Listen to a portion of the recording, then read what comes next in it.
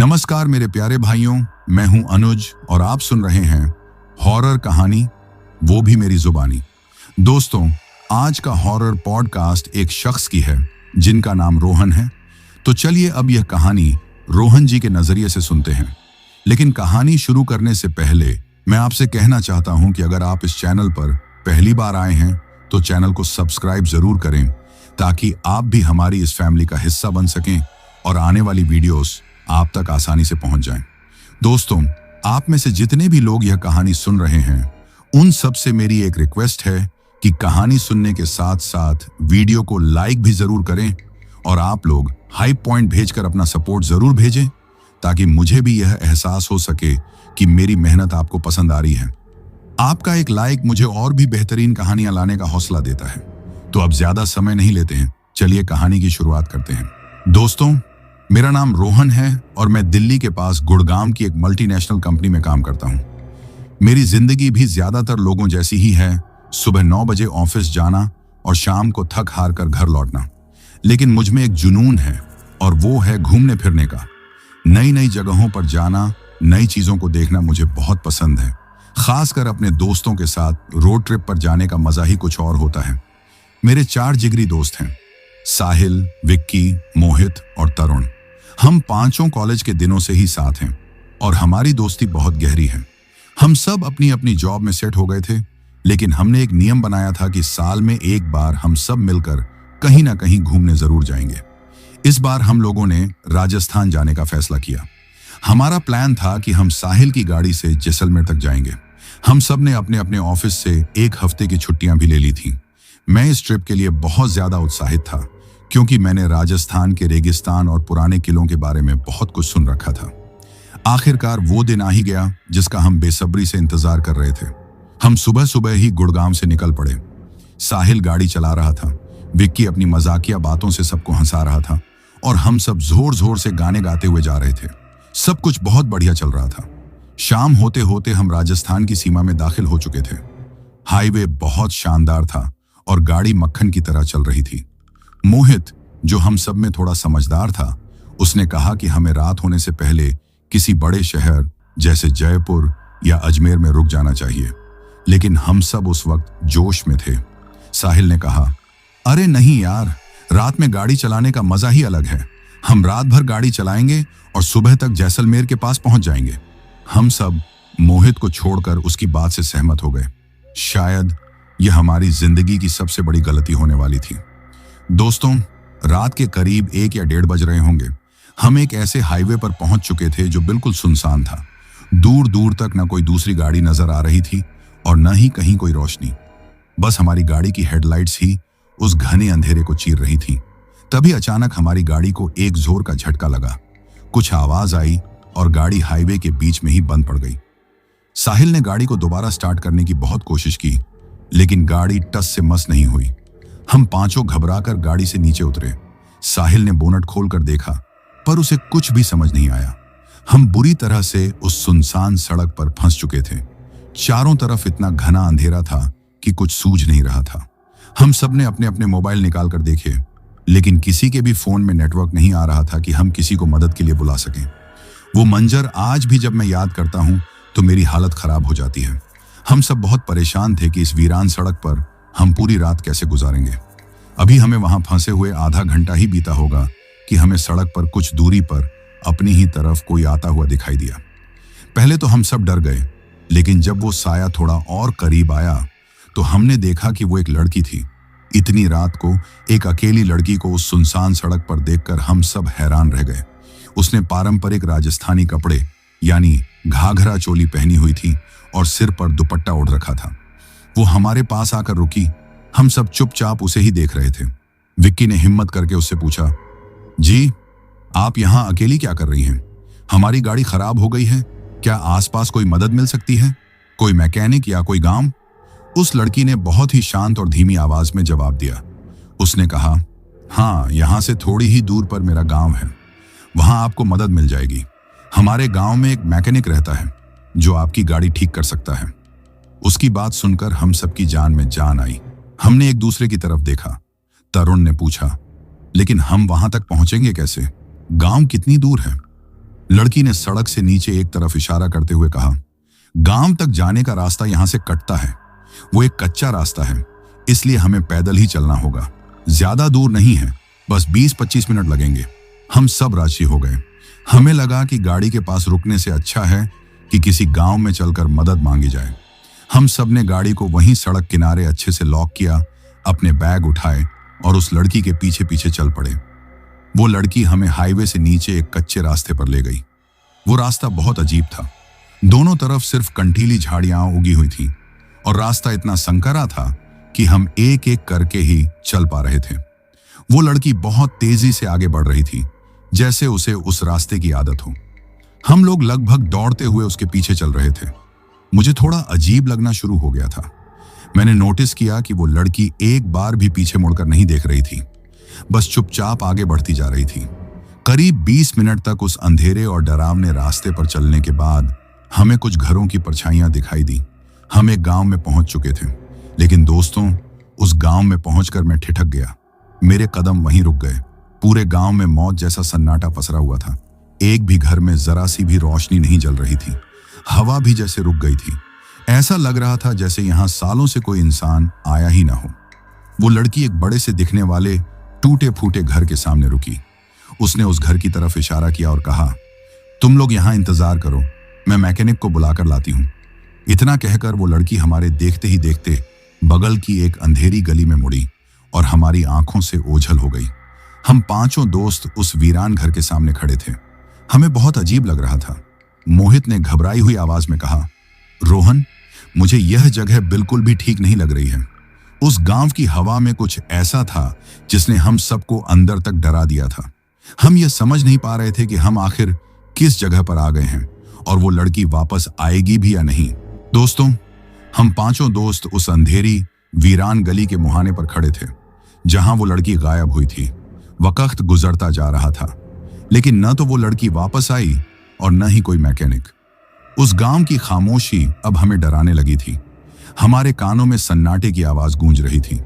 विक्की, जो हम सब में सबसे ज्यादा मजाकिया था, वो भी अब बिल्कुल चुप हो गया था।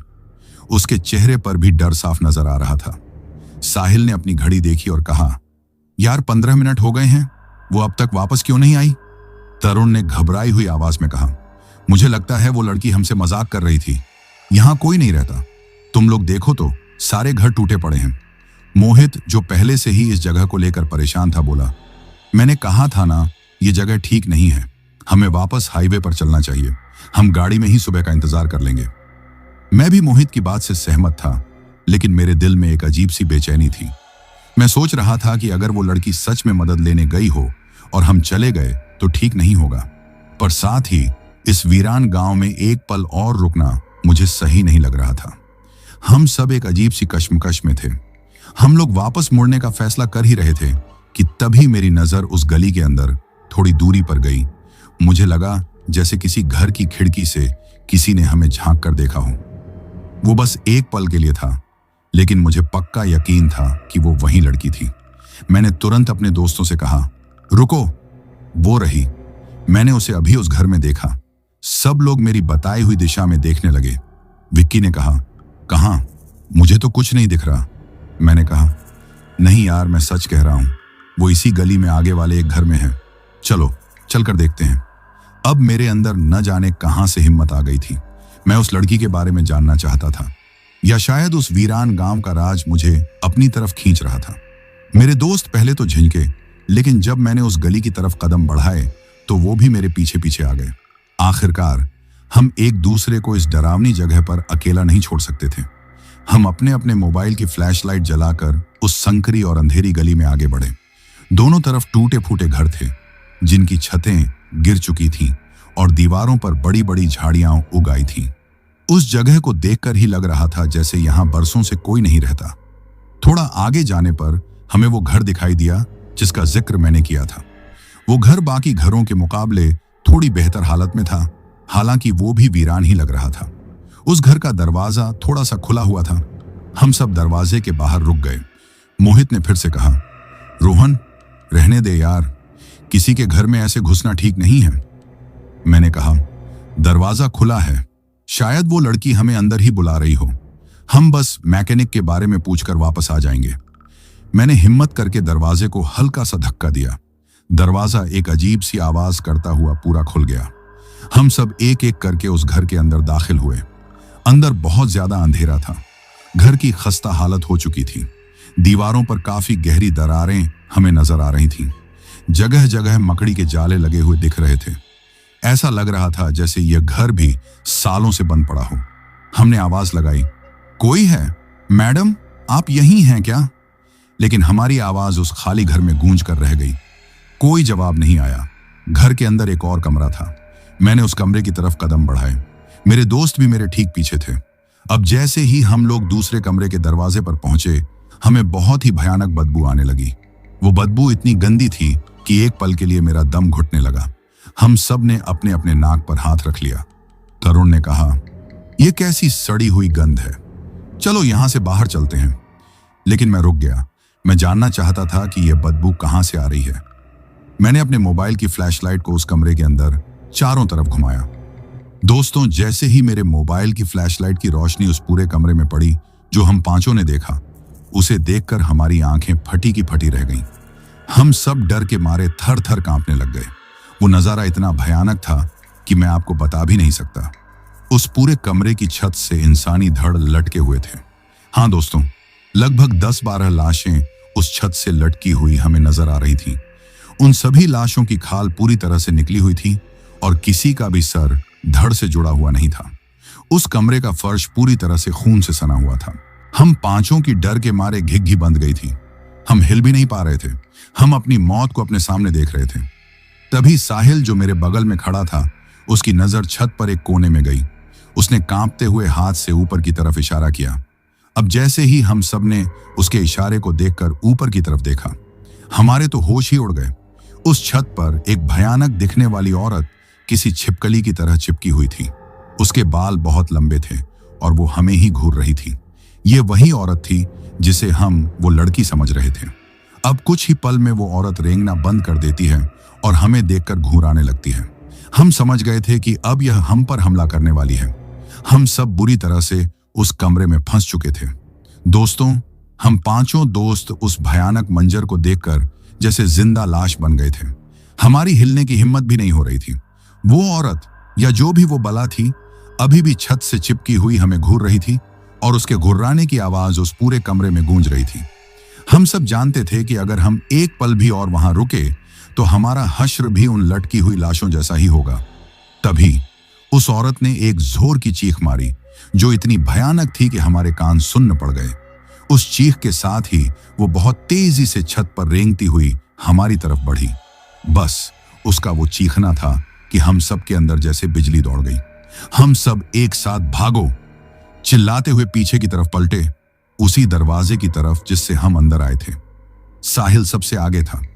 उसने दरवाजे को धकेल कर खोलने की कोशिश की, लेकिन दरवाजा नहीं खुला। ऐसा लगा जैसे किसी ने उसे बाहर से बंद कर दिया हो।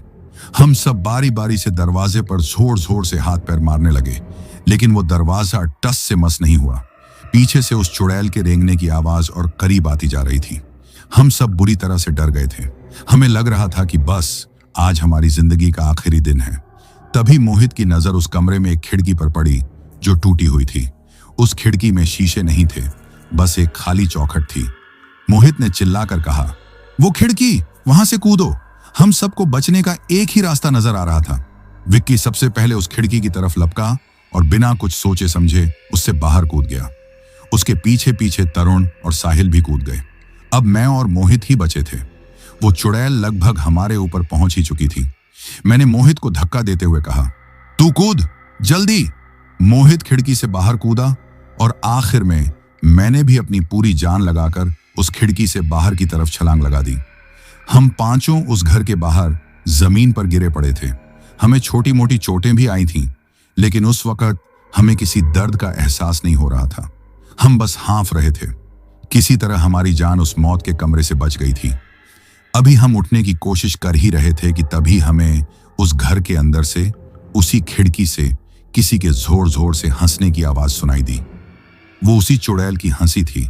वो हंसी इतनी डरावनी थी कि हमारी रूह कांप गई।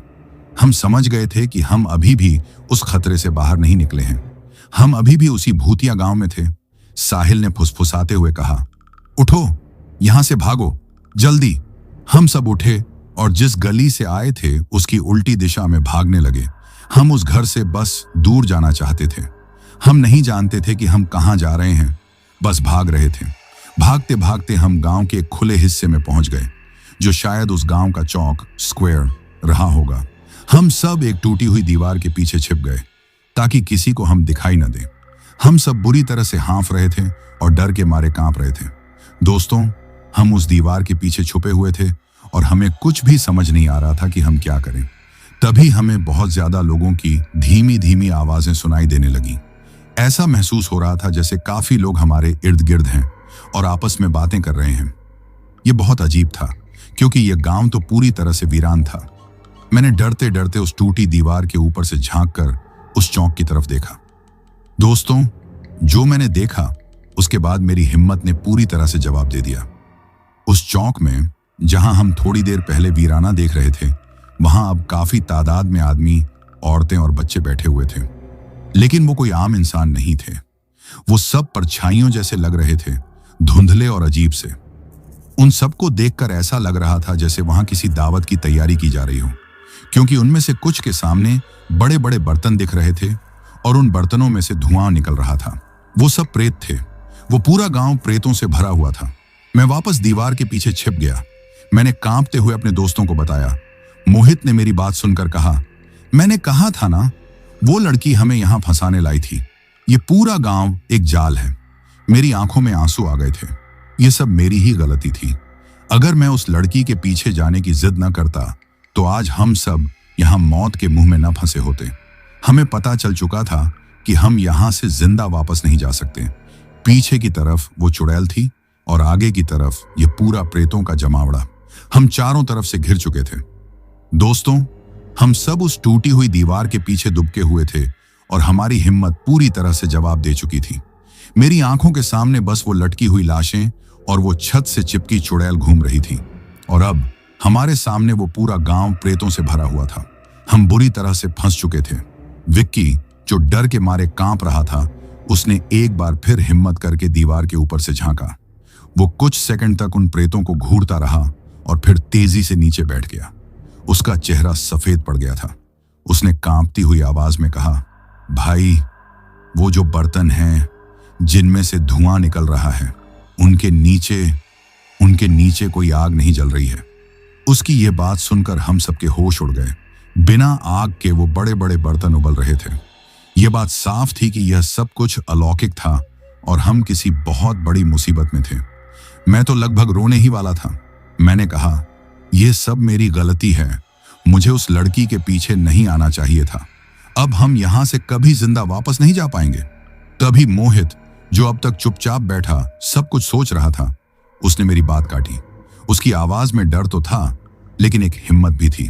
वो बोला, रोहन, अभी हिम्मत हारने का वक्त नहीं है। हम यहां मरने के लिए नहीं आए हैं। हमें यहां से निकलना होगा। साहिल ने नाउम्मीद होकर कहा, कैसे निकलेंगे? आगे वो सारे प्रेत हैं और पीछे वो चुड़ैल। मोहित ने कहा, आगे जाने का तो सवाल ही नहीं उठता। हमें वापस उसी रास्ते पर जाना होगा जहां से हम आए हैं।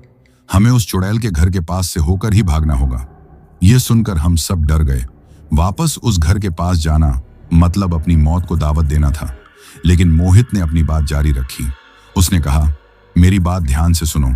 हम सब एक साथ यहां से भागेंगे। उन प्रेतों ने हमें अभी तक देखा नहीं है। हम जैसे ही यहां से निकलेंगे वो सब हमारे पीछे आएंगे। लेकिन हम सबको सिर्फ भागते रहना है। वो थोड़ा रुका और फिर उसने हम सब की तरफ बहुत गंभीरता से देखा। और सबसे जरूरी बात, उसने कहा, कोई भी कुछ भी हो जाए पीछे मुड़कर नहीं देखेगा। रास्ते में हमें अजीब अजीब आवाजें सुनाई दे सकती हैं। हो सकता है वो हमें हमारे नाम से पुकारें। लेकिन अगर जिंदा रहना चाहते हो तो रुकना मत और न ही पीछे मुड़ना। ये सब छलावा होगा हमें फंसाने के लिए। हम सबको उसकी बात समझ आ गई थी। हमारे पास इसके अलावा और कोई रास्ता भी नहीं था। मोहित ने कहा, मैं 3 गिनूंगा, हम सब एक साथ भागेंगे। जिसको जो भी भगवान या दुआ याद है मन में पढ़ना शुरू कर दो। हम सब ने एक दूसरे को देखा, शायद आखिरी बार। 1, 2, 3, भागो। मोहित के चिल्लाते ही हम पांचों उस दीवार के पीछे से निकले और अपनी पूरी जान लगाकर वापस उस अंधेरी गली की तरफ भागे जहां से हम आए थे। दोस्तों, जैसे ही हम भागे, उस चौक में बैठे सारे प्रेतों ने हमें देख लिया। उनके एक साथ चीखने की इतनी भयानक आवाजें आईं कि लगा हमारे कान फट जाएंगे। हमें अपने पीछे सैकड़ों कदमों की आहट सुनाई दे रही थी।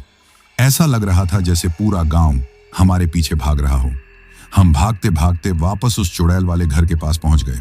मेरी नजर अपने आप उस टूटी हुई खिड़की पर गई जहां से हम कूदे थे। वो भयानक हंसी फिर से मेरे कानों में गूंज गई। हम उस घर को पार करके उस कच्चे कंटीले रास्ते पर आ गए थे जो हमें हाईवे तक ले जाता। हम बुरी तरह हाँफ रहे थे लेकिन रुक नहीं रहे थे। तभी मुझे उस लड़की की आवाज सुनाई दी, वही लड़की जो हमें यहां लाई थी। वो रोते हुए कह रही थी, रोहन, अर्जुन, रुको, मुझे छोड़कर मत जाओ, मेरी मदद करो। दोस्तों, वो मेरा नाम नहीं बल्कि अर्जुन नाम ले रही थी। मुझे एक पल के लिए बहुत अजीब लगा, लेकिन मुझे मोहित की बात याद थी। ये एक छलावा था। मैंने पीछे मुड़कर नहीं देखा। हम सब बस भागे जा रहे थे। वो कच्चा रास्ता जैसे खत्म ही नहीं हो रहा था। तभी मेरे पीछे भाग रहे तरुण के जोर से गिरने की आवाज आई। वो शायद किसी झाड़ी में फंसकर गिर गया था। उसके बाद मुझे तरुण की चीख सुनाई दी, रोहन, मोहित, रुको, मेरा पैर पकड़ लिया किसी ने, बचाओ। उसकी चीख में इतना दर्द और खौफ था कि वो आवाज असली लग रही थी। वो मेरा भ्रम नहीं लग रहा था। मेरे कदम अपने आप धीमे हो गए। मैं रुकने और पीछे मुड़कर अपने दोस्त को बचाने के लिए तड़प उठा। दोस्तों, तरुण की वो चीख सुनकर मेरे पैर जमीन में जम गए थे। वो आवाज किसी छलावे जैसी नहीं थी। वो मेरे दोस्त की आवाज थी जो दर्द में था और मदद के लिए पुकार रहा था। मेरा दिल जोर जोर से धड़क रहा था। मैं पीछे मुड़कर अपने दोस्त को बचाना चाहता था। मोहित ने जो कहा था वो सब मैं एक पल के लिए भूल गया था। जैसे ही मैं पीछे मुड़ने लगा, मोहित ने मेरा हाथ इतनी जोर से पकड़ा कि मुझे दर्द होने लगा। वो जोर से मुझ पर चिल्लाया, रोहन, पागल मत बन, वो हमें फंसाने का जाल है, पीछे मत देख, भाग। तभी हमें तरुण की आवाज फिर से आई, बचाओ, इसने मेरा पैर पकड़ लिया है। रोहन, मोहित। उसकी आवाज सुनकर हम सब कांप गए, लेकिन मोहित मुझे घसीटते हुए आगे भागा। साहिल और विक्की भी रोते हुए हमारे पीछे भाग रहे थे। दोस्तों, मैं आपको बता नहीं सकता कि उस वक्त मेरे ऊपर क्या बीत रही थी। अपने जिगरी दोस्त को, जो मेरे साथ हंसता खेलता आया था, उसे इस तरह मौत के मुंह में छोड़कर भागना, यह मेरी जिंदगी का सबसे भयानक और मुश्किल फैसला था। मेरी आंखों से आंसू बह रहे थे, लेकिन मैं भाग रहा था। तरुण की वो दर्द भरी चीखें कुछ देर तक हमारा पीछा करती रहीं और फिर धीरे धीरे उन प्रेतों के भयानक शोर में कहीं खो गईं। हम चारों बस अपनी जान बचाने के लिए भागे जा रहे थे। वो कंटीला रास्ता जैसे खत्म होने का नाम ही नहीं ले रहा था। हमें कई बार झाड़ियों से खरोंचें लगीं। हम गिरे, लेकिन हम रुके नहीं। हमारे पीछे का वो शोर अब भी कम नहीं हुआ था और फिर न जाने कितनी देर भागने के बाद हमें वो कच्चा रास्ता खत्म होता दिखा। हम चारों लगभग गिरते पड़ते उस रास्ते से बाहर निकले और हाईवे की पक्की सड़क पर आ गिरे। हम सब जमीन पर पड़े जोर जोर से हाँफ रहे थे। हमारे सीने में दर्द हो रहा था, लेकिन हम जिंदा थे।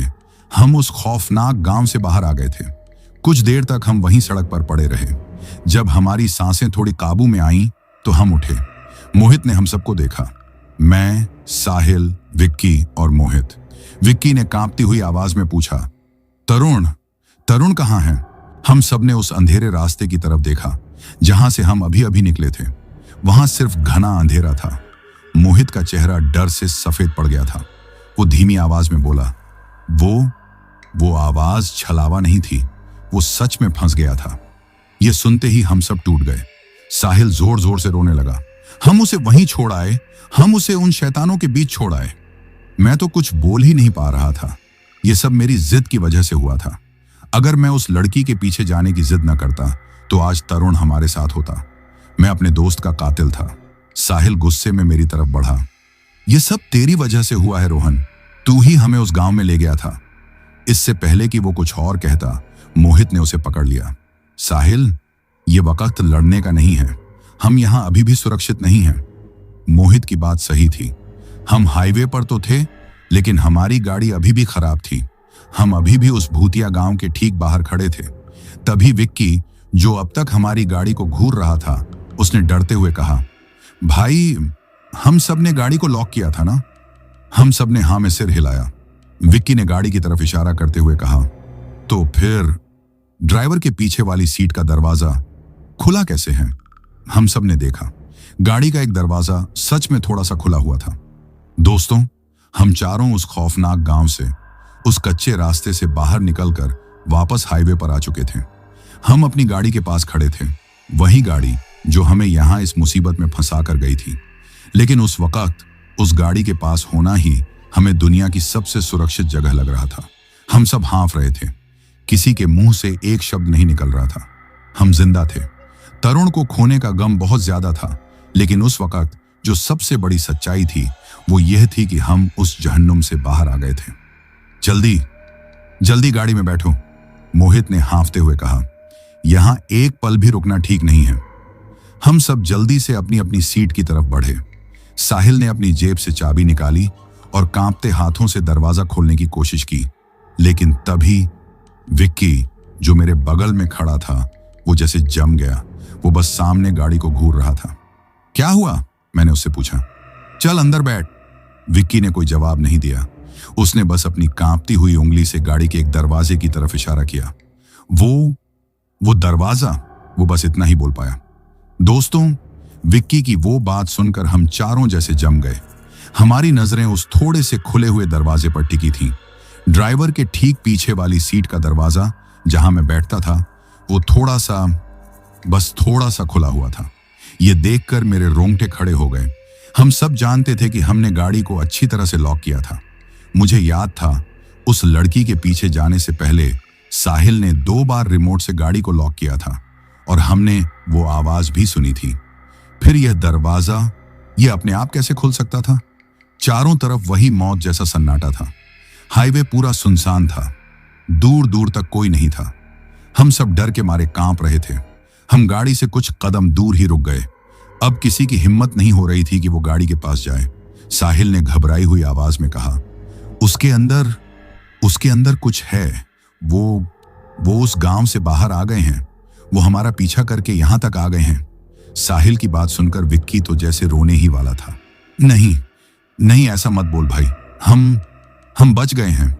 हम यहां से निकल जाएंगे। लेकिन हम सब जानते थे कि हम खुद को तसल्ली दे रहे थे।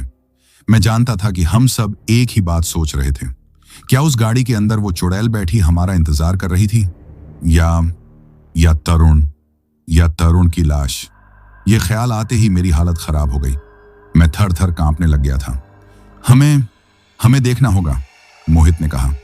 उसकी आवाज भी कांप रही थी, लेकिन वो हम सब में सबसे ज्यादा हिम्मत वाला था। हम ऐसे यहां खड़े नहीं रह सकते। अगर हम यहां खड़े रहे तो वो हमें वैसे भी मार डालेंगे। मोहित ने अपने मोबाइल की फ्लैशलाइट जलाई। दोस्तों, उस वक्त हमें अपने मोबाइल की वो छोटी सी रोशनी ही सबसे बड़ा सहारा लग रही थी। मोहित ने कहा, तुम लोग यहीं रुको, मैं देखकर आता हूं। नहीं मोहित, अकेले मत जा। मैंने उसे रोकने की कोशिश की। तो क्या करें, सब साथ चलें? अगर उसने हमला कर दिया तो? यहीं रुको, अगर कुछ हुआ तो तुम लोग वापस उस गांव की तरफ नहीं, हाईवे पर भागना, मोहित ने कहा। वो धीरे धीरे एक एक कदम बढ़ाता हुआ उस दरवाजे की तरफ गया। हम तीनों अपनी सांसें रोके उसे देख रहे थे। मेरी आंखों के सामने वही घर वाला मंजर घूम रहा था। मुझे लग रहा था कि जैसे ही मोहित उस दरवाजे को हाथ लगाएगा, अंदर से कोई भयानक चीज उस पर झपट्टा मारेगी। मोहित दरवाजे के पास पहुंचा। वो एक पल के लिए रुका। उसने एक गहरी सांस ली और फिर उसने हिम्मत करके दरवाजे को एक झटके में पूरा खोल दिया। दरवाजा पूरा खुल गया। मोहित ने तुरंत अपने मोबाइल की लाइट को पूरी गाड़ी के अंदर घुमाया। क्या है अंदर? साहिल जोर से चिल्लाया। मोहित ने लाइट को आगे की सीटों पर, फिर पीछे की सीटों पर। सब कुछ वैसा ही था जैसा हम छोड़कर गए थे। हमारे बैग वैसे ही पड़े थे, कोल्ड ड्रिंक की खाली बोतलें, सब कुछ वैसा ही था। गाड़ी खाली थी। कुछ नहीं है, मोहित ने राहत की सांस लेते हुए कहा। गाड़ी खाली है। उसकी आवाज सुनकर हम तीनों भी डरते डरते गाड़ी के पास आए। हमने भी अंदर झांक कर देखा। सच में गाड़ी पूरी तरह से खाली थी। विक्की ने कहा, शायद हम ठीक से लॉक करना भूल गए होंगे जल्दी में।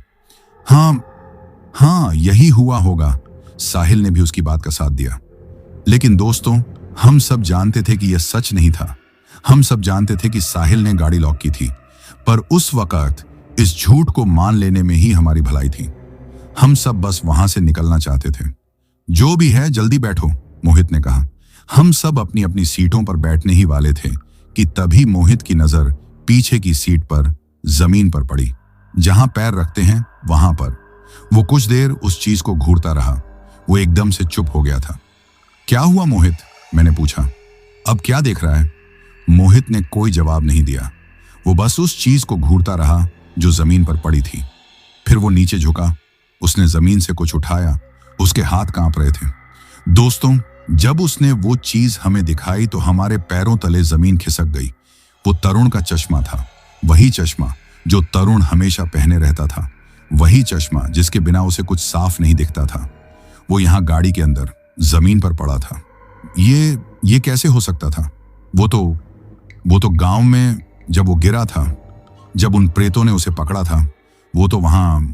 ये चश्मा यहां गाड़ी के अंदर कैसे आ सकता था? इसका मतलब वो प्रेत या तरुण वो इस गाड़ी के अंदर आया था। वो यहां बैठा था। ये ख्याल आते ही हम सब जैसे पागल हो गए। साहिल वो चश्मा देखकर जोर जोर से रोने लगा। वो अपने बाल नोचने लगा। वो उसे ले आए, वो उसे यहां ले आए थे। वो हमारे साथ खेल रहे हैं। वो हमें नहीं छोड़ेंगे। वो हमें मार डालेंगे। वो मेरी तरफ घूमा। उसकी आंखें गुस्से से लाल हो रही थीं। उसने एक झटके में मेरा कॉलर पकड़ लिया। यह सब तेरी वजह से हुआ है रोहन, सिर्फ तेरी वजह से। तू ही जिद कर रहा था उस लड़की के पीछे जाने की। तूने मेरे दोस्त को मार दिया। मैं तुझे नहीं छोड़ूंगा। मैं तुझे जिंदा नहीं छोड़ूंगा। वो मुझे जोर जोर से झंझोड़ने लगा। दोस्तों, मैं आपको बता नहीं सकता, उस वक्त मेरे पास कहने को कुछ भी नहीं था। मैं क्या कहता?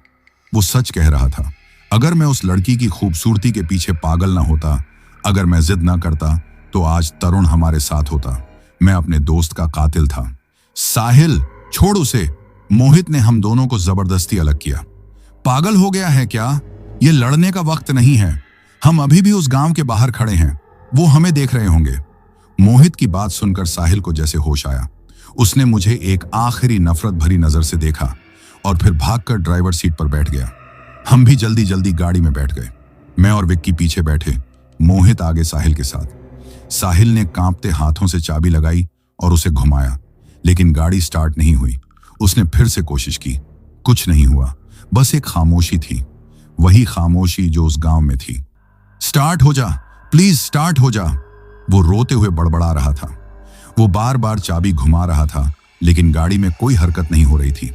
हम सबने उम्मीद छोड़ दी थी। हम समझ गए थे कि यह सब उनका जाल था। वो प्रेत हमें यहां से जाने नहीं देंगे। वो चाहते थे कि हम यहीं गाड़ी के पास रहें, जब तक कि वो हमारा शिकार करने के लिए बाहर ना आ जाए। हम फंस गए, विक्की ने रोते हुए कहा। हम यहीं मर जाएंगे।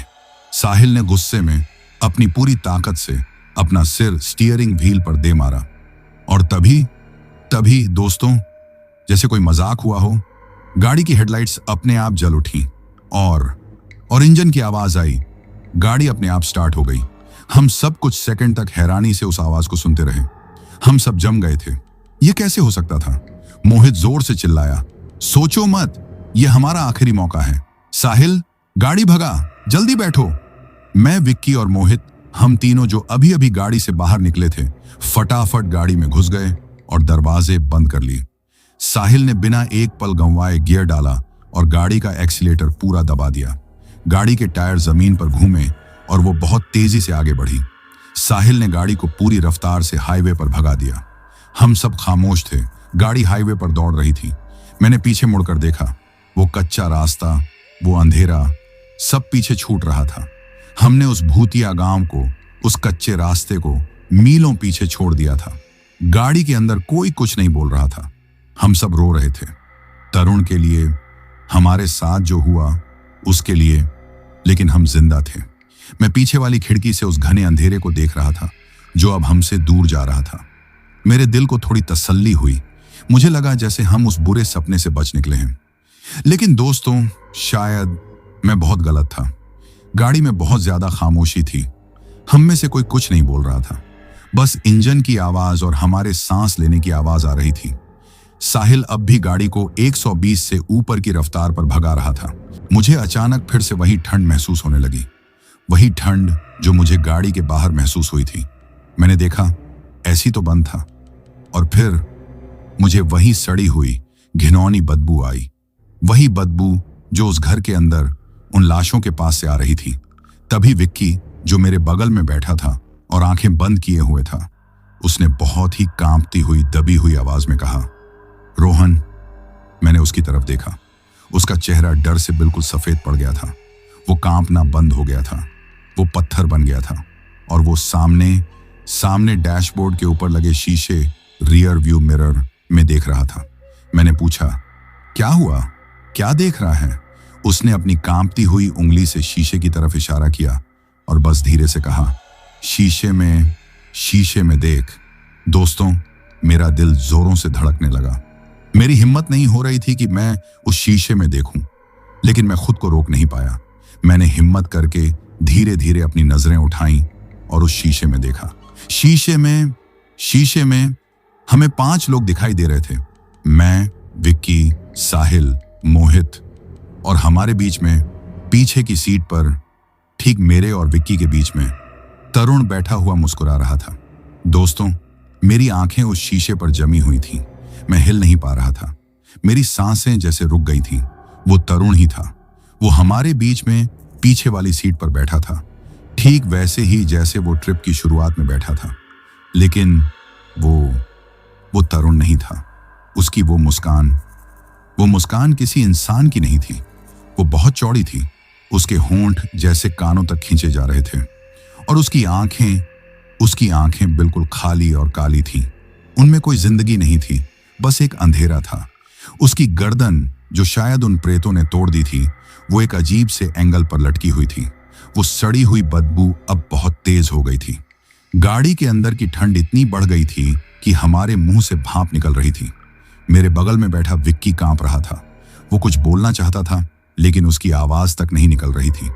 उसके गले से बस एक घबराई हुई सी आवाज आ रही थी। मोहित, जो आगे की सीट पर बैठा था, उसे हमारी इस हालत पर हैरानी हुई। उसने हम दोनों का उतरा हुआ चेहरा देखा। वो घबरा गया। क्या हुआ? तुम दोनों ऐसे क्यों देख रहे हो? पीछे क्या है? उसने पूछा, और यह कहकर वो सीधा पीछे की तरफ मुड़ा। लेकिन दोस्तों, जैसे ही मोहित ने मुड़कर देखा, मेरे और विक्की के बीच की सीट खाली थी। वहां कोई नहीं था। वो बदबू, वो ठंड, सब एक पल में गायब हो गया था। मोहित ने हैरानी से कहा, क्या मजाक है? तुम दोनों ने मेरी जान निकाल दी थी। वहां कोई नहीं है। तुम दोनों पागल हो गए हो क्या? मेरी आवाज कांप रही थी। मेरे आंसू बहने लगे थे। मैं जानता था मैंने क्या देखा था। नहीं मोहित, मैंने रोते हुए कहा। वहां नहीं, शीशे में देख, ऊपर शीशे में। साहिल, जो अब तक पागलों की तरह गाड़ी भगा रहा था, उसने हमारी यह बात सुन ली थी। उसने हमारी घबराई हुई आवाजें सुनी। उसकी आंखें घबराहट में उस ऊपर लगे शीशे रियर व्यू मिरर की तरफ उठी।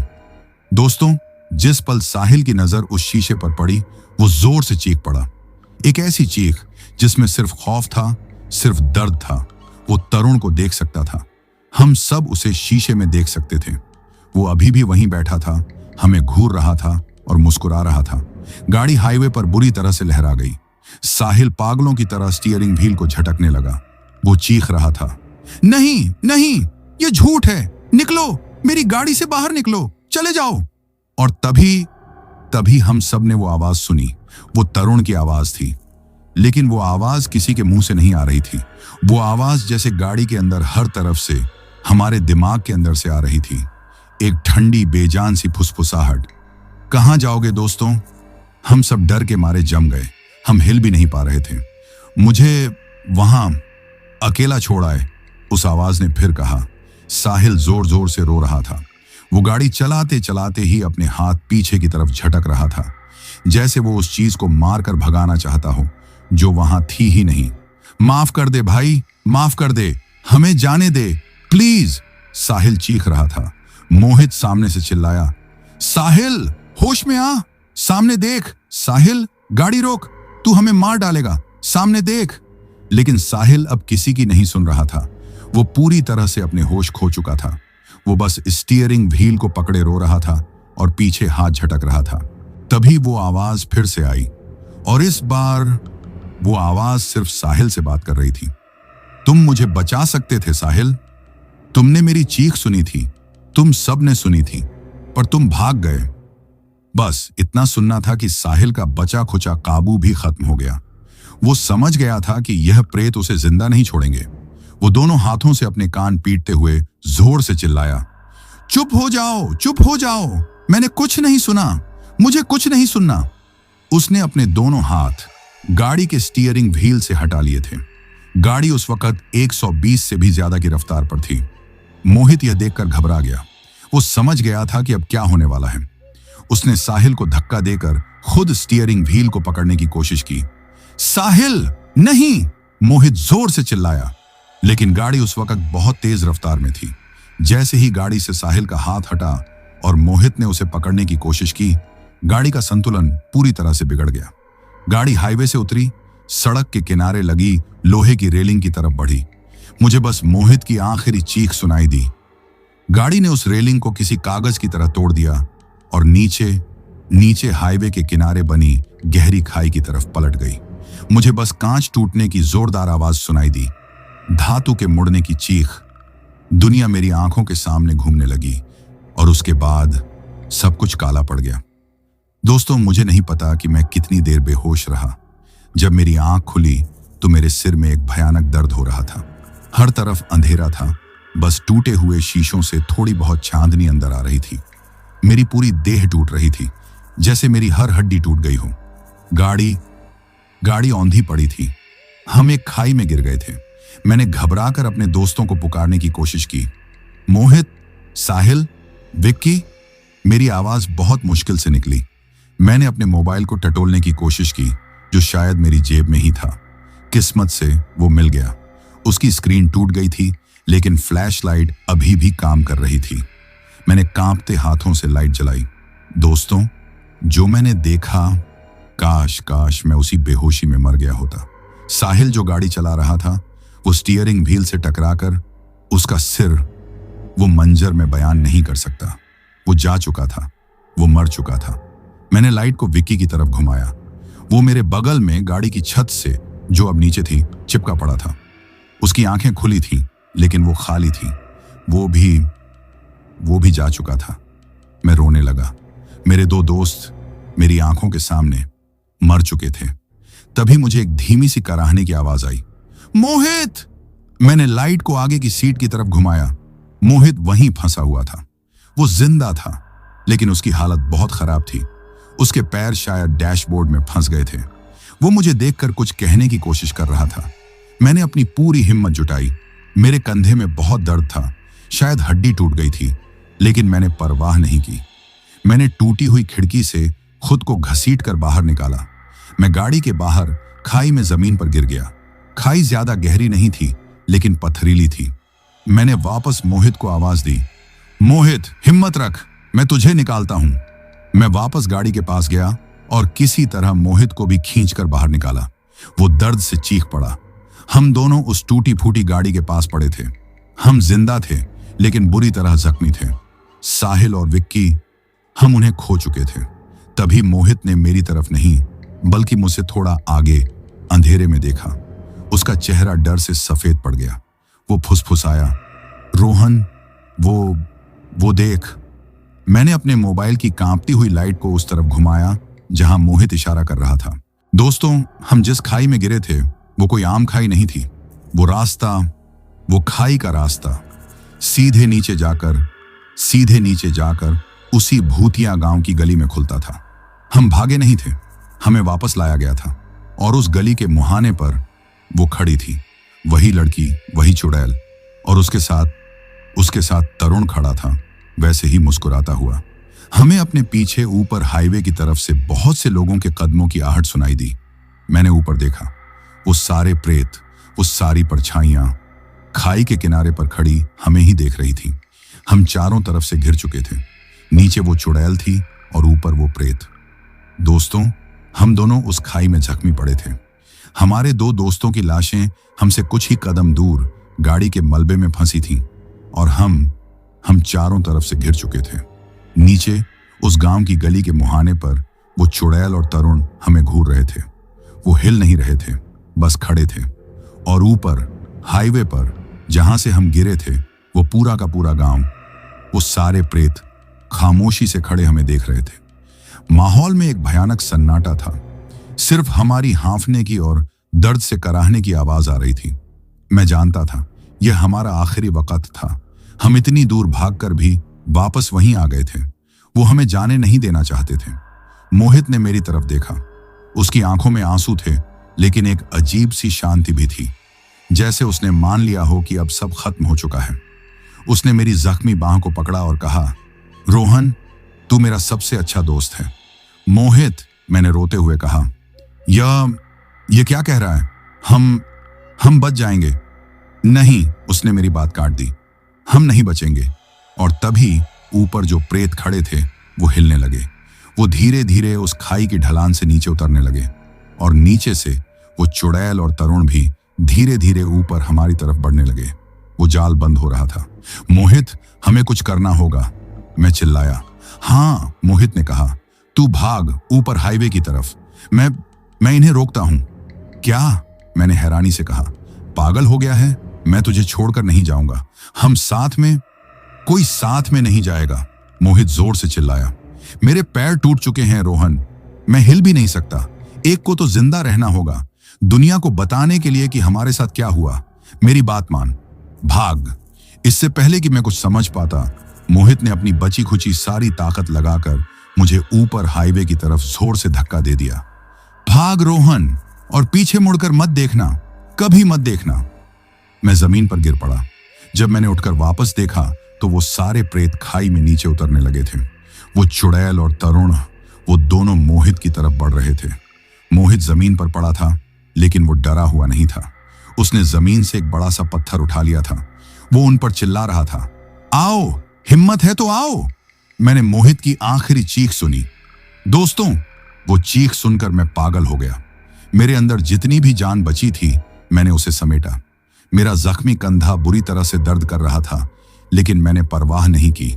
मैं उस खाई से ऊपर हाईवे की तरफ चढ़ने लगा।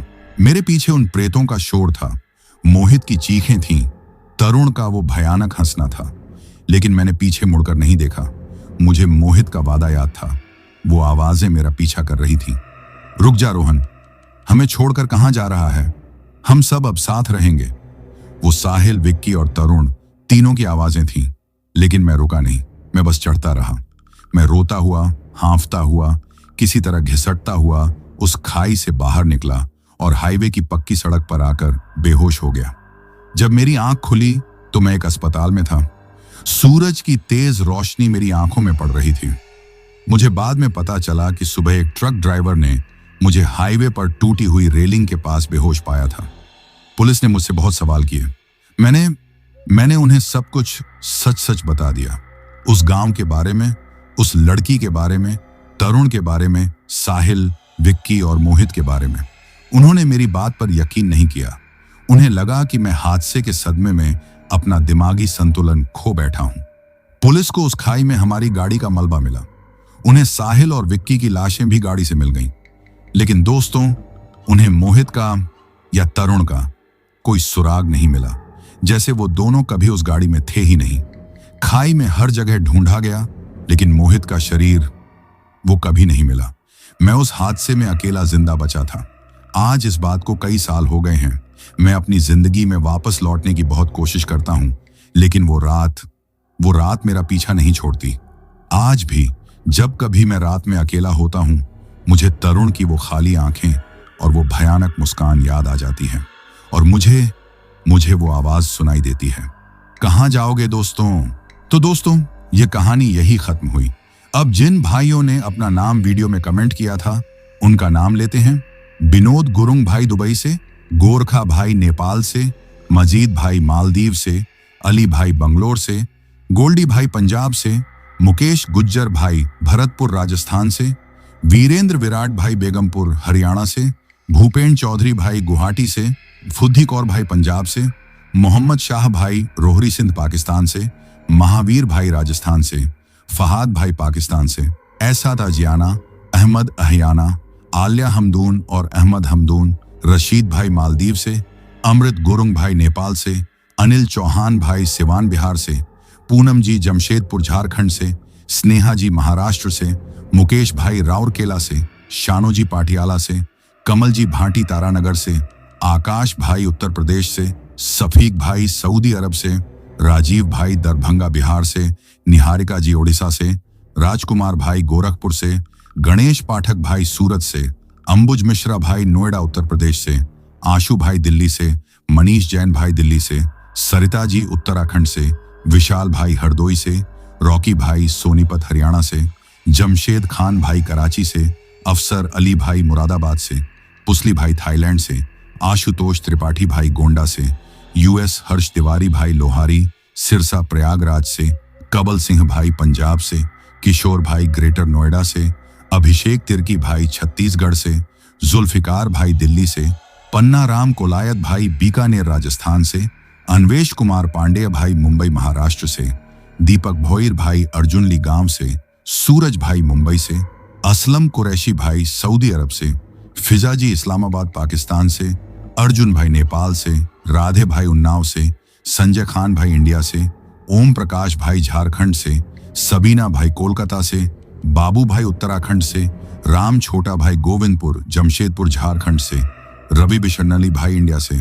मोहन भाई झारखंड से, आजाद भाई दिल्ली से, रुद्रा शर्मा, सपना शर्मा, शिया और अमन शर्मा भाई दिल्ली से, असुम तामूट भाई अरुणाचल प्रदेश से, पूजा घोष जी असम से, राम ठाकुर सिंह भाई ग्वालियर से, मोएम भाई बिहार मुजफ्फरपुर से, कुलविंदर कौर भाई लुधियाना पंजाब से, फजीन भाई मालदीव से, अनुराग कश्यप भाई दुबई से, वाजिद तबस्सुम भाई लाहौर पाकिस्तान से, राम अचल भाई अयोध्या से, हसन अब्बास भाई इटली से, मेहुल वर्मा भाई प्रयागराज से, राहुल भाई ओडिशा से, ऋषभ और राकेश भाई पंजाब से, सहजादी जी सऊदी अरब से, विनीता जी लखनऊ से, गोपाल भाई कोलकाता से, वसीम अहमद भाई नागपुर महाराष्ट्र से, राम भदौरिया भाई मध्य प्रदेश से, जीवन तमंग भाई काठमांडू नेपाल से, कादिर शिकालगार से, पूरन चंद बलोत्रा भाई राजस्थान से, उर्वशी जी वेस्ट बंगाल दार्जिलिंग से, देवांश भाई ग्वालियर मध्य प्रदेश से,